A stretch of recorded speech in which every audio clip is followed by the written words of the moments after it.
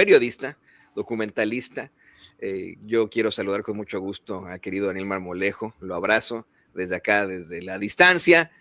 ¿Cómo estás, Daniel? ¿Cómo te va? ¿Cómo ves ahí a los que nos comparan con el Cacarraqui? Fíjate que primero felicitarte por el enfoque que le vas a dar a tu programa del día de hoy, Toño. Creo que es muy importante hacer una diferencia entre esa comunicación de la derecha que ha tratado incluso de menguar las acciones extremas de riesgo del Ejército Mexicano, de la Guardia Nacional, del Grupo Especial de Reacción Inmediata de la Guardia Nacional. Yo he conocido el trabajo de los grupos de reacción inmediata. A lo largo de mi vida he tenido esa oportunidad de estar en entrenamientos personalmente de grupos de reacción inmediata y los entrenamientos son verdaderamente extremos y hasta en los entrenamientos puede haber pérdidas de vidas. Un aspecto importante que hay que señalar dentro de la diferenciación y dentro del verdadero valor, auténtico valor de las Fuerzas Armadas Mexicanas es el que regularmente no se dice la cantidad de bajas que tiene el ejército, lo que significa que son operaciones de muy alto riesgo, de gran valor y de pérdidas de vidas de nuestros soldadas mexicanas. Por lo tanto, yo recibí información donde de buena fe alguien me decía, es que lo hizo Estados Unidos, ¿no? Y hay un 70% de personas que dicen en las redes, a esta persona que le tengo muchísimo aprecio, le pedí pues la encuesta y no me la dio.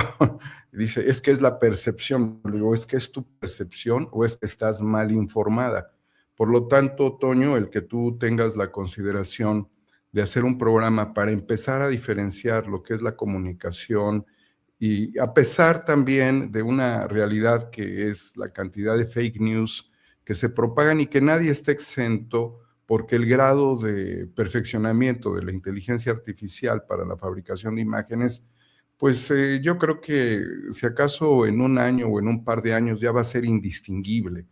Y también hay otra realidad, a veces las fuentes oficiales tardan más tiempo en procesar la información.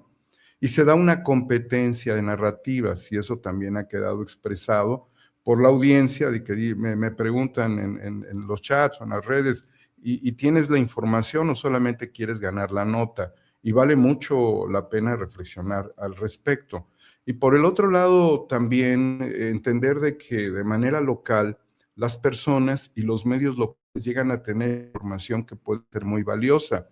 y que cuando esa información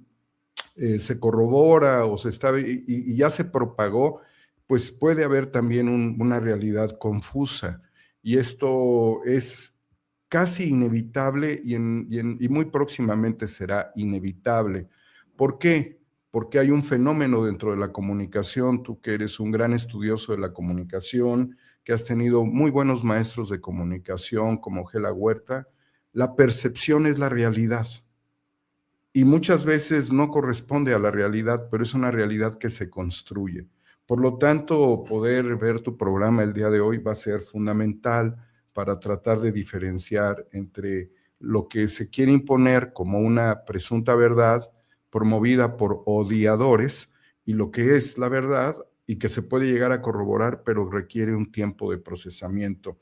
Querido Toño, pues aprovechando ahorita que nuestro amigo Vicente está por integrarse, debemos de recordar de manera muy precisa y que esto causó mucho estupor en la sociedad,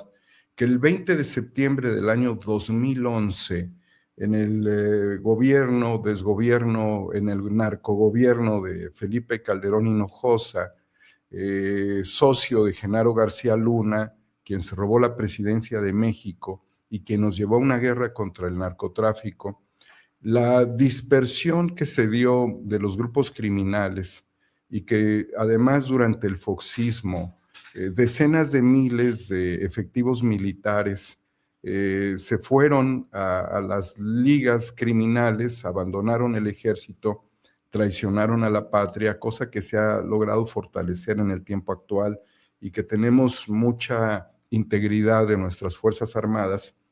en ese 20 de septiembre, 2 camiones de Redil fueron hallados con 35 cuerpos apilados en el municipio de Boca del Río, que es un municipio pues pegadito al puerto de Veracruz. Esto sucedió en el marco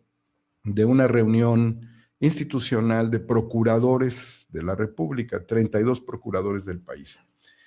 Ese hecho, Toño, queridos amigos, Vicente, causó verdaderamente una tragedia porque en el medio de los procuradores aparecen 35 cuerpos que corresponderían a la organización criminal de los Zetas, una organización que se abasteció sobre todo de Fuerzas Armadas, traidores a la patria. Este ataque fue perpetrado por los llamados matacetas, que podemos identificar como el Cártel Jalisco Nueva Generación, pues encabezados por Nemesio Ceguera, el Mencho. La característica de este hallazgo a la vista de todo el mundo, quizás no es un hallazgo ni es un descubrimiento, es una evidencia a la vista de todos a plena luz del sol, fue que habían sido torturadas todas esas personas, excepto una persona que había recibido un tiro de gracia. Pero el resto, los 34, fueron asfixiados, fueron torturados con golpes, fueron desangrados hasta la muerte. Y esto se convirtió también en un hito de la violencia del crimen organizado,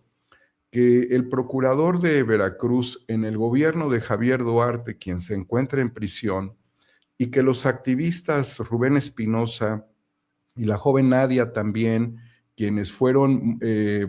desvividos, fueron asesinados en el multihomicidio en la Ciudad de México. Recordaremos hace algunos años que esto ya ha pasado mucho tiempo y la Fiscalía de la Ciudad de México no ha podido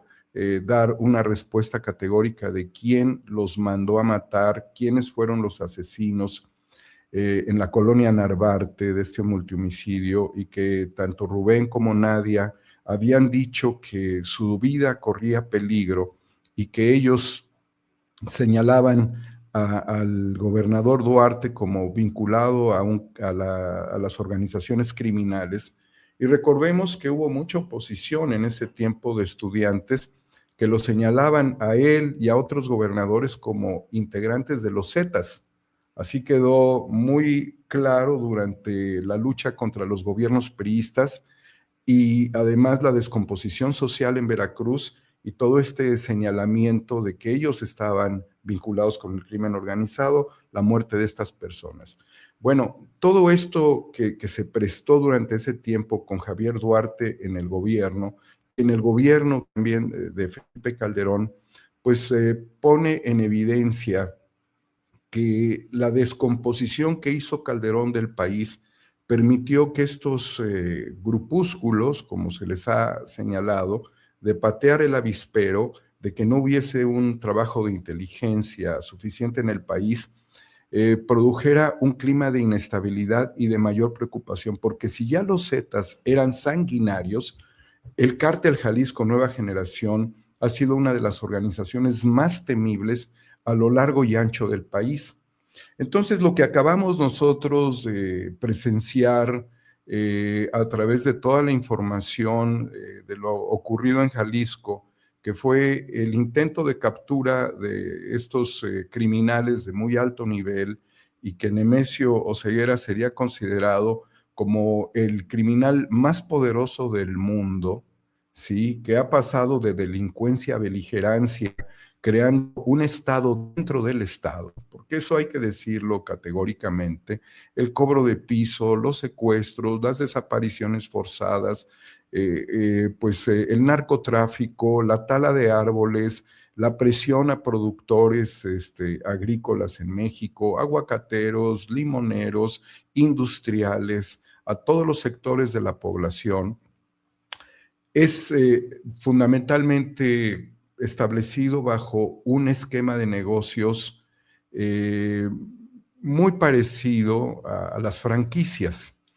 Entonces nos hallamos frente a un escenario que surge de la dispersión del llamado cártel del milenio, de la caída también del cártel de Santa Rosa de Lima recientemente, de los caballeros templarios en esta región, del Bajío, del centro del país, hacia el norte del país también, ahora de la descomposición del cártel de Jalisco. Entonces son esquemas asociativos y son estructuras que tienen una determinada verticalidad, porque nunca se dejó en todas estas estrategias de negocios criminales la figura de Nemesio Oseguera. Todos se identificaban con las 4 letras y todos se identificaban con esta figura. Entonces estamos hablando de un líder asesino, paternal, operador estratégico y bueno, pues siempre al margen de la ley y con un historial criminal en Estados Unidos. Y que viene característico de muchos de estos personajes de la pobreza de nuestro país. Pues bien, esta organización al momento, con todo lo que ha sucedido, solamente tenemos la consideración de al menos 2 personajes en Estados Unidos vinculados. Uno sería Paul Campos, exagente de la DEA con 5 años de carrera, quien fue subjefe de la Oficina de Operaciones Financieras, y un socio, Robert Sensi, que nos demuestra también, aunque ellos caen en una operación encubierta y donde ellos intentaban lavar dinero convirtiéndolo en criptomonedas, y donde también tenían intenciones inmobiliarias, y en el caso de Robert Sensi, quien era socio de Paul Campos, era ya un defraudador histórico desde hace muchas décadas, con vínculos con la CIA. Estamos frente a un esquema muy complejo, donde evidentemente el relevo será importante, pero aquí se crearon feudos, se crearon cacicazgos con una figura central y además con un esquema de negocios que se adaptaba a las condiciones regionales. Esto es muy importante porque es una consideración de una estructura relativamente amorfa, pero con una visión centralista del liderazgo y con características de imagen, pero con particularidades que van a ser muy complicadas de deshacer. Dentro del lavado de dinero, dentro de todas estas condiciones que tiene ahora que enfrentar el gobierno de México, las luchas por el liderazgo y la probable dispersión de estas estructuras en subestructuras, que ese sería el riesgo mayor que enfrenta el gobierno de México y que lo debe de considerar, querido Toño, Vicente, amigas y amigos de la audiencia. El problema va a ser atemperar las condiciones regionales. Y aquí es donde los gobernadores se hacen muy importantes y donde el consenso nacional se hace muy importante desde lo municipal, lo estatal y lo federal. Entonces necesitamos entrar en una nueva dinámica de combate a la delincuencia, donde empezaremos a ver ciertos negocios que pudieran desaparecer de la noche a la mañana, que eran negocios sin clientes, pero que servían para el lavado de dinero. Pueden ser peluquerías, pueden ser negocios de bisutería, pueden ser negocios de ropa, pueden ser negocios de todo lo que nosotros querramos imaginar, que en realidad eran negocios que operaban, pero eran una fachada para ingresar dinero y tratar de hacer que ese dinero se convirtiera en algo legal. Y mucho de esto viene de dispersiones o de pagos hormiga, que sería la manera más cómoda de blanquear capitales, además de las criptodivisas que serían utilizadas también para esto. Entonces es necesario ventanear a todos los gobernadores de este país, que no es uno, sino son varios, que no están acudiendo a las reuniones estratégicas de seguridad nacional, que tienen que ir modelando el proyecto de combate a la delincuencia. También dentro de esto, querido Toño, amigas, amigos, hay un asunto fundamental que son los partidos políticos. Los partidos políticos todos, porque lo acabamos de ver con Tequila, porque lo hemos visto también en todos los estados del país donde presidentes municipales han sido doblados por la delincuencia organizada, donde sus policías son débiles, donde sus policías no tienen capacidad de combate criminal, porque la policía no recibe armas de Estados Unidos, del complejo militar industrial. Sus calibres son calibres muy bajos y no tiran ráfagas de 800 tiros por minuto como tiran los cárteles. En realidad, los partidos políticos están obligados a hacerse partícipes de una reforma política y de una reforma del Estado que tenga una transversalidad en materia de seguridad. Se trata de no dejarse imponer por el crimen organizado, y en esto también, como hablamos de las presidencias municipales y de los gobernadores, también tenemos que poner el ojo muy, muy, muy directo sobre las representaciones estatales de los partidos políticos y la conducta de los liderazgos políticos en las provincias de nuestro país, en los diferentes estados. Los comités municipales, los comités estatales de los partidos tienen que hacer un esfuerzo de limpieza, tienen que hacer un esfuerzo de selección y tienen que establecer códigos de conducta de sus propios líderes para no ser sometidos por el crimen organizado. Y para quienes lo estén, Vicente, Toño, amigas y amigos, los tienen que erradicar, porque los partidos políticos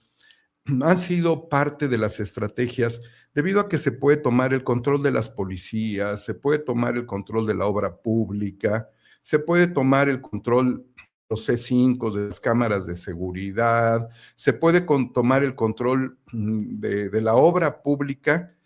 que también es un negocio criminal. Y hoy vemos en muchos gobiernos de los estados del país, y también hay que señalarlo, la desviación de la conducta de gobernadores y de presidentes municipales que a través de sus personeros y personeras, amigos y amigas, de todo tipo y hasta sentimentales, están desbordando a las empresas constructoras para poder desarrollar ellos su obra pública, pero esa es una condición que también tendría que ser totalmente analizada por el sistema político mexicano, porque es una deformación del trabajo y de la orientación que debe tener un gobierno. Entonces, cuando ves desde estas deformaciones hasta la imposición del crimen organizado, del control del comercio, del control del ambulantaje, del control de la obra pública, del control de la basura, del control de las fuerzas de seguridad, pues ¿cuándo vamos a acabar? No tenemos una perspectiva de corto plazo para poder terminarlo. Y esto es lo que le ha pasado a México junto con el flujo de armas y desde luego la demanda que tiene el pueblo norteamericano de drogas. De ahí que es muy difícil pensar que esto es un avance realmente significativo. Es necesario pensar que se pueden crear subestructuras que están armadas hasta el tope, hasta el copete están armadas las subestructuras que pueden en sus fricciones escindirse y crear nuevas organizaciones criminales. Por eso quiero dejar muy en claro la importancia que tiene contribuir con las Fuerzas Armadas, contribuir con la Secretaría de Seguridad Pública, contribuir con la Secretaría de Gobernación, que los gobernadores dejen a un lado actividades personales para ir a las reuniones de seguridad nacional y que también tengan ellos la cartera de sus presidentes municipales, de sus alcaldes, que tienen un foco rojo o un foco amarillo de vínculos con el crimen organizado. Y que los partidos políticos hagan una revisión de todos sus comités ejecutivos municipales, estatales y municipales para saber cuáles de ellos estarían infiltrados por el crimen organizado. Porque aquí no queremos decir ni señalar a un partido en específico. Queremos decir, sí, que el narcoestado se consolida con Felipe Calderón, pero que si queremos hacer una transición hacia una transformación del país, reducir el nivel de violencia y de peligrosidad que hay, de delincuencia que hay en el país, es necesario el trabajo comunitario y el trabajo local.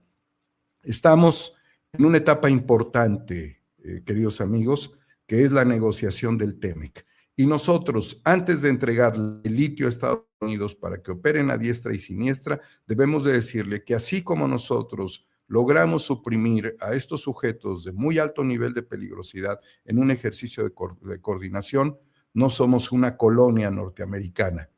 Nosotros creemos que Estados Unidos tiene que entregarle estadísticas a México y al mundo entero de cómo ha reducido el consumo de estupefacientes, de cómo ha suprimido la operación criminal dentro de los Estados Unidos y cómo ha reducido el envío de armas hacia México, las operaciones comerciales que involucran definitivamente al complejo militar industrial. Querido Daniel Marmolejo, qué interesante esto que nos planteas de pe a pa, de principio a fin. Yo de verdad hace tiempo que no tenía la oportunidad de platicar contigo y me da mucho gusto que podamos hacerlo así, desde este tipo de espacios. Te pido que también, por favor, bueno, pues nos compartas tus redes sociales para que la gente se ponga en contacto contigo, te busque en tus plataformas y bueno, pues espero muy pronto tenerte por allá con Toño Ruiz, querido Daniel. Claro que sí, querido Toño. En 4A República siempre estamos puntualizando de manera crítica muchos asuntos que son de interés público, de interés nacional, y Homo Ex Novo en X, donde también pues tratamos de no equivocarnos, nos podemos equivocar en algún señalamiento, pero nunca actuamos de mala fe. Y como honor, a quien honor merece en este caso, y como también se dice amor con amor se paga, nuestro reconocimiento al general Trevilla, nuestro reconocimiento al comandante de la Guardia Nacional y al Grupo Especial de Reacción Inmediata, nuestro reconocimiento al secretario de Seguridad, Omar García Harfuch, nuestro reconocimiento a la Presidencia de la República y a los soldados y soldadas mexicanas que murieron en esta misión del más alto riesgo. Sí, siempre este reconocimiento y qué bueno que lo mencionas, querido Daniel. Yo, con este deleite de platicar contigo y de intercambiar palabras en frente de estos micrófonos tan altos que son los de Sin Censura, ahí tiene usted al documentalista, gran periodista y gran amigo, Daniel Marmolejo, aquí, Sin Censura. A tus órdenes, querido Toño. Nos vemos pronto. Saludos a Vicente. Claro que sí, cuenta con ello. Y mire, pues seguimos en este panorama informativo.